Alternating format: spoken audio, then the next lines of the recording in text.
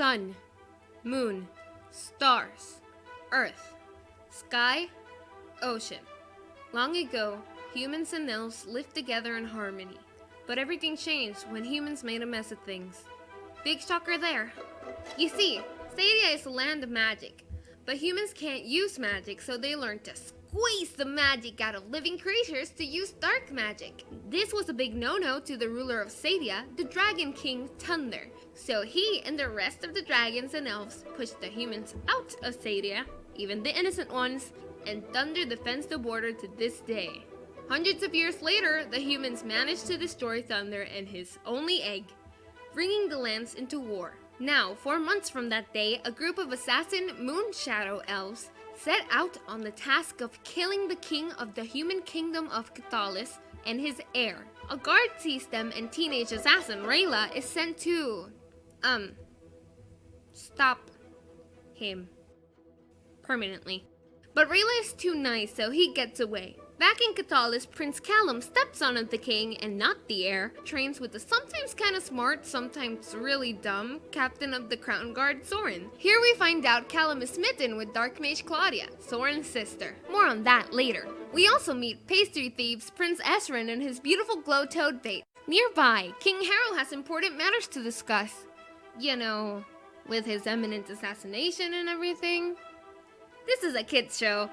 That's why we get the very kid-friendly plot of trading one life for another life, presented to us by the very not evil, high mage and friend of the king, Baron. The king, shockingly, isn't okay with the endangerment of his subjects and stabs that idea right through the chest, like he's about to be. Elsewhere, the Moonshadow Elves take part in a ritual that involves tying these magic ribbons to their arms or wrists. They are magic ribbons because they'll squeeze their arms or hands right off if they fail at their murdery task. Through plot points that I skipped cause work is long and time is short, the other elves in the group find out their mission has been discovered by the humans thanks to Rayla's inability to put blood on her hands. Oh no, she has morals. The horror. Gasp. The elves are in danger now because the humans will be expecting them. Although they could, I don't know, not kill the king and a literal child.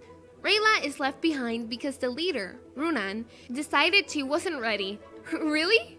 You don't say. But Rayla doesn't like this, so she decides to finish the mission alone. In the meantime, the very not evil Baron and his daughter Claudia try to find a magical solution to their problem. While this happens, Harrow gives Callum a letter to be opened when stuff happens. But stop all that bonding because it's time for the princess to be chased by Rayla. During the chase, Callum drops the letter Great. The chase leads them to a hidden room. In it, they find the dragon egg. Wait, that's not the name of the show? Anyways, seeing the very much alive egg, Rayla decides it's time for her mission to change. Somewhere else in the castle, Baron decides to give his life for the king's. Maybe he's not evil? But when he tries to convince the king, it doesn't go as planned. In a move right out of left field, Harrow is very mean to his obviously well-meaning friend, prompting said friend to feel a little more evil. Back with Rayla and the boys, Claudia has found them. Claudia says Baron took the egg to protect them. Rayla says the egg wasn't anything to be protected from in the first place. Who will Callum kiss? I mean, listen to.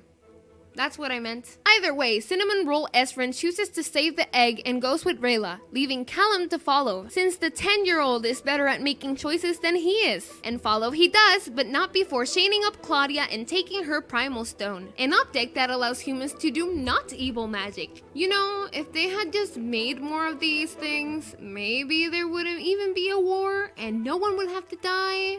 But then there wouldn't be a show, so... Back to Claudia. She's not down for the count. She uses a blood candle.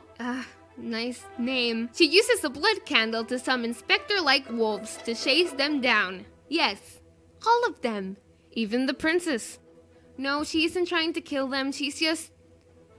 Moving on, Callum uses a sky spell he learned from Claudia earlier and gets rid of the wolves. Callum has been reclassed into mage. As they carry on, Rayla asks for the egg so she can use it to convince Runan to stop, but Esren says no. At the rooftop, they meet Runan. He is apparently not happy. They show him the egg, but he is still not happy. And since he kinda wants to keep his arms, he kinda still needs to kill the king and the prince. Seeing no point in arguing, Rayla tells the princess to leave with the egg as she prepares to fight Runan with super cool looking moon shadow elf powers.